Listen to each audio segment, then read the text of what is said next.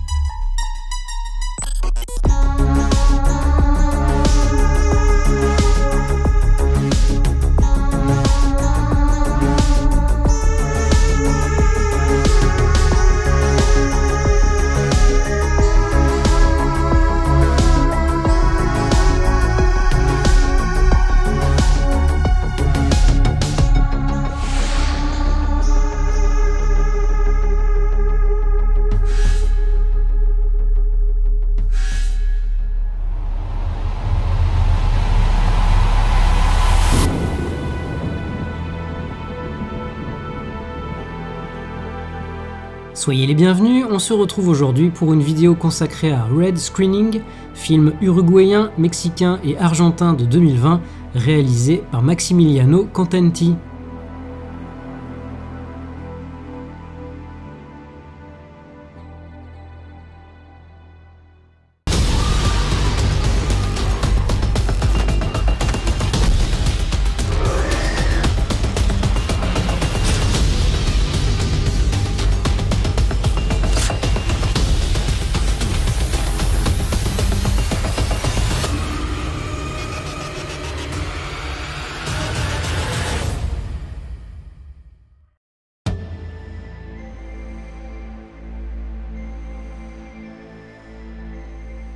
En 1993, lors d'une journée de pluie diluvienne à Montevideo, certains passent le temps dans un cinéma devant un vieux film d'horreur. La séance s'annonce particulièrement calme pour Anna, qui remplace son père dans la cabine de projection.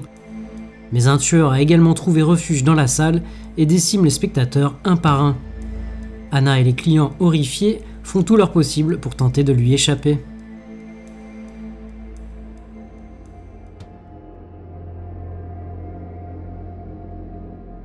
Direction l'Amérique du Sud, plus précisément l'Uruguay, et encore plus précisément sa capitale Montevideo, avec Red Screening de Maximiliano Contenti, lequel se fait également appeler simplement Maxi Contenti, et dont la vocation de réalisateur est née le jour où il a découvert Jurassic Park sur grand écran en 1993, l'année même où se déroulent les événements du film qui nous intéressent aujourd'hui. Débutant sa carrière en 2001 avec la réalisation du court-métrage Miedo, il en mettra en scène 7 autres avant de se lancer en 2008 dans son premier long, Muñeco Viviente 5, une comédie horrifique. S'en suivront 2 autres projets, le documentaire Hélices en 2013, qu'il réalise aux côtés d'Adrienne Barrera Serban, et la comédie Neptunia en 2017, réalisée cette fois-ci au sein d'un collectif composé de 5 cinéastes.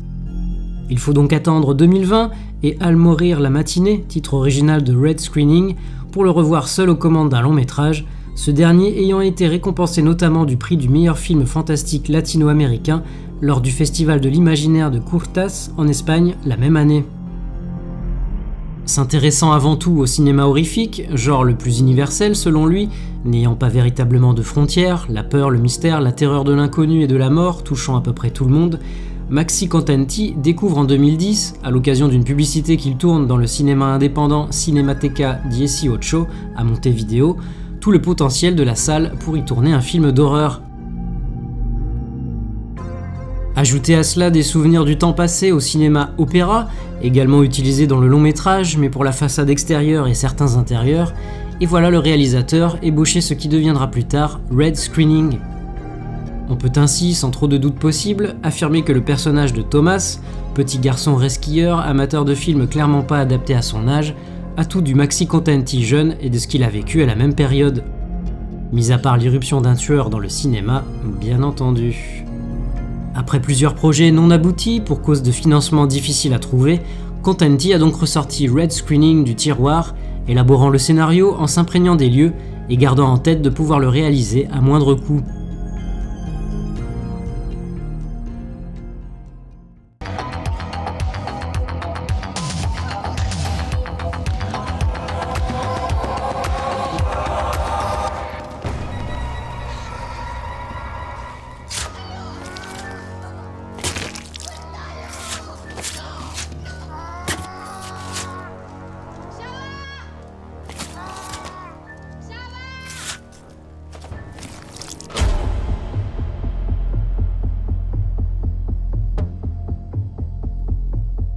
Pour son réalisateur, Red Screening lui permet en quelque sorte de remonter le temps jusqu'à sa propre enfance, période de découverte, mais de manière plus générale de rendre hommage à la salle de cinéma, à la cérémonie qui consiste à se rendre dans une salle afin d'y voir un film, à l'obscurité, au mystère qui entoure chacune des projections, une ambiance cinéma de quartier auquel tenaient beaucoup de spectateurs et qui a disparu peu à peu au profit des multiplexes.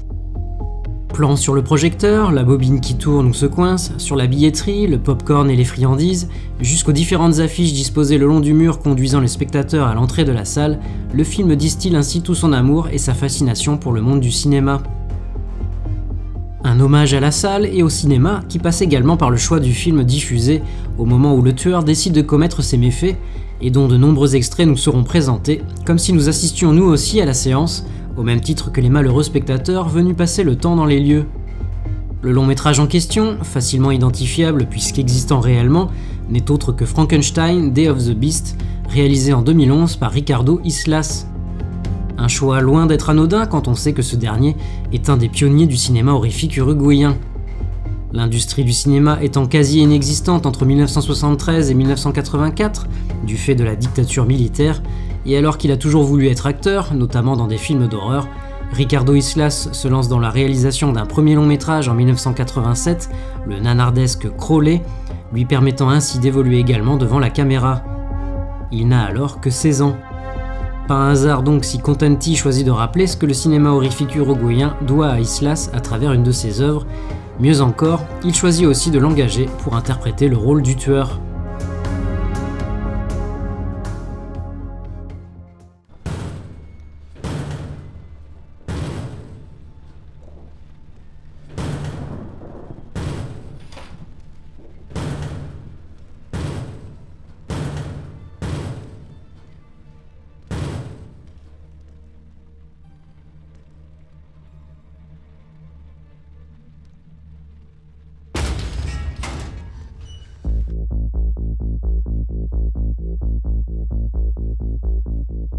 Quand bien même l'idée de tourner un film d'horreur dans un cinéma apparaît comme excellente, elle n'a pourtant rien de particulièrement nouveau.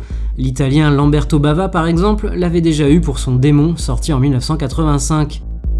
Et ça, Contenti le sait très bien, puisque ce film en question est une des références avouées pour la conception de Red Screening, au même titre d'ailleurs que le long métrage du réalisateur espagnol Bigas Luna, Angoisse, sorti en 1987, dont il reprend bon nombre d'éléments. Quelques plans sur les mains gantées de noir du tueur et sur son couteau, une affiche du film Opéra de Dario Argento, Contenti rend hommage au giallo à sa manière, s'en tenant à un aspect purement décoratif, n'explorant aucun des thèmes caractéristiques de ce sous-genre et ne chargeant son récit d'aucune revendication sociale ou politique. Un hommage de surface à relativiser néanmoins, Red Screening ayant été pensé avant tout comme un simple slasher, un slasher à l'américaine type Vendredi 13 ou Freddy, l'autre sous-genre ayant inspiré Contenti. Le film ne brille donc clairement pas par son scénario, ne proposant finalement pas grand-chose au-delà de son concept, et ce ne sont pas les motivations de son mystérieux tueur, là aussi réduites à une simple idée, drôle et gore certes, mais simple quand même, qui risquent de satisfaire les plus exigeants d'entre vous. Ni les plus impatients d'ailleurs. Huis clos horrifique, l'action se déroule ainsi quasi intégralement au sein du cinéma, et tout particulièrement à l'intérieur de la salle, presque en temps réel, le réalisateur nous baladant de spectateur en spectateur, nous permettant alors de mieux faire connaissance avec les différents personnages et s'attacher à eux. Un récit régulièrement ponctué par les images du film projeté, donnant au long métrage de Contenti comme une sorte de faux rythme qui risque d'en décourager certains. D'autant que le tueur fait son apparition assez tardivement, prenant son temps entre chaque meurtre, et qu'il faut bien 1 heure de film avant qu'enfin quelqu'un se rende réellement compte de ce qui est en train de se passer. Néanmoins, malgré tout ce que j'ai pu dire de négatif sur ce film, de la minceur de son scénario à son rythme particulièrement lent, en passant par son manque flagrant d'originalité, vous auriez bien tort de ne pas vous y intéresser. Tant pis si les rebondissements se font évidemment extrêmement rares, l'intérêt de Red Screening se trouvant avant tout dans l'atmosphère mise en place, tant visuelle que sonore, et le jeu de massacre qui va suivre. Quand bien même nous n'apprendrons rien sur le tueur, et que l'enjeu n'est de toute façon pas de savoir qui se cache sous la capuche, ces différents meurtres, judicieusement répartis dans le cinéma, s'avèrent suffisamment impactants, notamment grâce à la mise en scène, pour faire oublier son faible budget et combler les amateurs.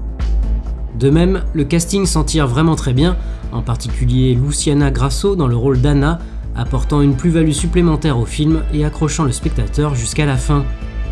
L'ambiance a beau ne pas être à la fête, Contenti se permet également quelques touches de légèreté bienvenue, de l'humour qui tâche, permettant au film de ne pas trop se prendre au sérieux, d'autant plus qu'il fonctionne parfaitement.